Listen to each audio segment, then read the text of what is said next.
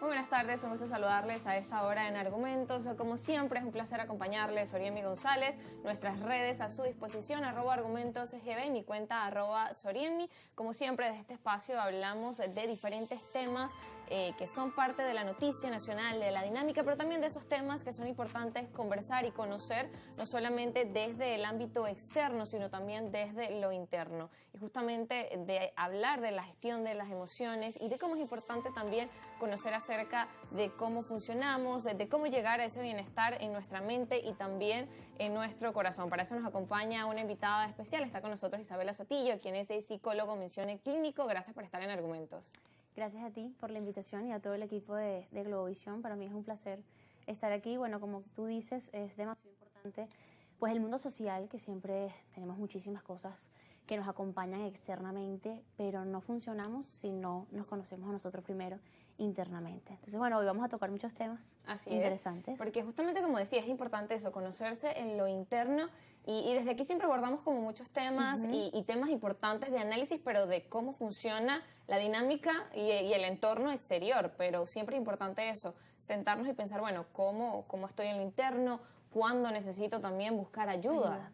Porque eso quizás es lo más complejo en la sociedad en la que estamos, el decir, bueno, necesito ayuda y no solamente como, bueno, tengo que lidiar solo con todo. Sí, y sabes que los grandes estudios actualizados ya, gracias a Dios, dicen que hace muchísimos años había muchos tabús, ¿okay? De ir a terapia, del que iba a terapia realmente era el que estaba loco o no estaba acorde al entorno o a la sociedad. Y sí, hay un porcentaje realmente en donde tenemos patologías, diagnóstico, genéticamente hablando, pero realmente la mayoría, el 80% de la población, deberíamos ir a terapia porque somos seres evolutivos, somos seres cambiantes y dentro de una sociedad, dentro de un mundo, hay muchos factores que día a día, segundo tras segundo, pues van cambiando y de alguna manera nosotros dependemos también de lo que está pasando afuera. Desde que salimos de nuestra casa dependemos de cómo está el clima, tan sencillo como eso.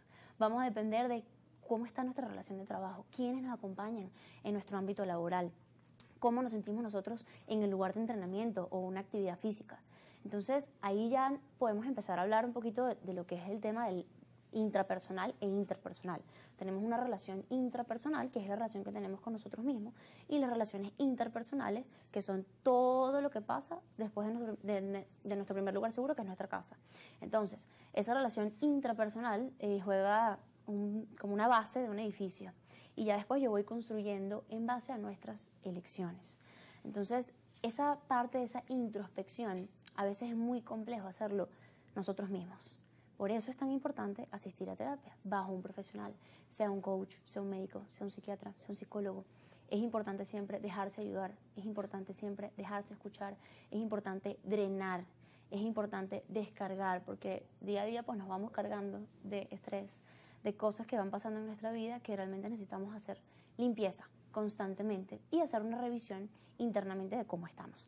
Claro, entonces, y el hacer esa revisión también es importante, como decías, bueno, seguir fomentando esa formación, que las personas entiendan que es algo que es importante, como decías y explicabas cuál es la necesidad realmente que hay, y que yo creo que quizás después de la pandemia muchas personas fueron conscientes realmente de la necesidad, y la palabra, por ejemplo, de salud mental comenzó a estar allí, pues todas las personas la escuchaban, a entender que realmente hay una necesidad. Sí.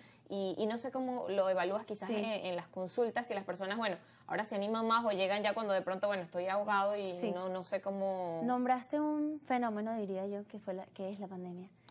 Y yo lo recalco mucho en mis consultas, porque la pandemia, clínicamente estudiado, marcó un antes y un después. En la vida de todos nosotros trajo muchísimas consecuencias negativas, pero viéndolo desde el ámbito positivo, nos despertó. Fue un despertar a muchísimos. Y no sé si te has dado cuenta que últimamente, desde hace unos años para acá, hay muchas series en Netflix, hay muchas películas como Intensamente 2, como la nueva película que acaba de, el documental de adolescentes. O sea, hay muchas cosas que antes no pasaban. Entendemos que las redes sociales, el tema de las pantallas, pues tiene sus pros y sus contras, pero en tema positivo tenemos mucha información a nuestro favor, que nos enseñan día a día. Vamos a asistir a terapia, vamos a ayudar, vamos a dejarnos ayudar, vamos a cooperar entre todos, vamos a compartir, vamos a revisar qué está pasando. Entonces, bueno, Intensamente 2 fue una película que hoy en día yo trabajo hoy en día clínicamente con adolescentes y adultos, y yo la coloco de ejemplo para los adolescentes, pero más aún para los adultos. Es una película profunda, es una película compleja, en donde en la primera parte de la película, la Intensamente 1, muestran las 5 emociones primarias, pero en la Intensamente 2 ya es cuando Riley, la protagonista de la película, no sé si la viste, tiene 13 años, y es allí donde Pixar, bueno, utilizaron 25 psiquiatras y 50 psicólogos. Y se nota. Se nota, es compleja. No es profunda. Claro, no es solamente, ay, qué colores tienen las emociones, va más allá. Entonces, esta película realmente, cuando hablamos de gestión de emociones, es para mí mi película favorita. Mi muestra, yo lo pongo siempre sobre la mesa en una consulta. Sea lo que sea, o sea cual sea el motivo de consulta del paciente, siempre vamos a llegar a gestión de emociones. Sea ámbito deportivo, sea ámbito clínico, sea ámbito organizacional, esté pasando por una ruptura de pareja, una etapa de duelo, siempre pongo Intensamente 2 sobre la mesa. Porque realmente nos muestra a ese adolescente que empieza a descubrir las emociones más complejas, por lo menos la ansiedad, que es el anaranjado, es la protagonista de la película. Cómo yo gestiono y entiendo que todas las emociones son necesarias en nuestra vida. Tengo pacientes que me llegan a mi consulta con aquel miedo, con aquella ansiedad, con aquella angustia, y quiero eliminarla, quiero borrarla. Yo les hago entender, les digo, mira, creo que o sales de aquí o eso no va a pasar nunca. Las emociones están y van a estar, y es parte de nuestro ciclo y nuestra rutina de vida, es parte de nuestro funcionamiento, mejor dicho. Sin las emociones nosotros realmente no funcionamos. Yo siempre pongo un ejemplo. Si tú estás en la cocina de tu casa y tú colocas tu mano encima de la estufa y está caliente, ¿ok? Hablemos del dolor, que nos duele a todos mucho. Ponemos la mano encima de la estufa y yo estoy hablando contigo, echando un cuento. Si no existiese el dolor, ¿qué me avisa a mí que yo tengo que quitar la mano? Porque me voy a quemar todo el brazo. Entonces yo siempre les digo, las emociones, todas son mecanismos de protección y que llegan para tocar puerta y decirnos, hey, es una alerta, es un mecanismo de aviso para decirnos, hay algo que hay que cambiar, hay algo que hay que mejorar, hay algo que hay que gestionar. Entonces, eso es lo más fundamental para comenzar. O sea, cuando llega una emoción, entender que una emoción no dura más de 90 segundos, pero después de esos 90 segundos, ¿qué vino a avisarme? ¿Qué tengo que mejorar? ¿Qué tengo que cambiar? Y eso es importante. Claro, y ese factor que explicas es bastante interesante porque el tema de muchas personas es eso, no entienden que las emociones en sí, las primarias y como mencionas, están bien. Están bien en algún momento, bueno, también sentir ansiedad en el sentido de, bueno, eso te mueve a activarte quizás si tienes una presentación de trabajo independiente en el colegio, en el ámbito donde estés, pero el tema es como decías, si se queda allí constantemente, y creo que la película también lo explica muy bien, demasiado. Cuando toma el control la ansiedad es donde entra en caos y ahí es donde cada quien tiene que pensar, bueno, ¿cómo estoy gestionando mis emociones? ¿Qué estoy sintiendo?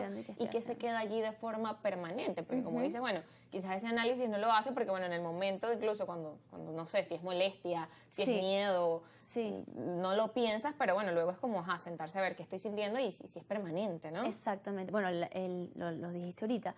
La ansiedad, que fue la protagonista de la película, ella quería, fíjate que alegría quería también tomar el control de que siempre estemos felices y alegres, y realmente eso no va a ser así.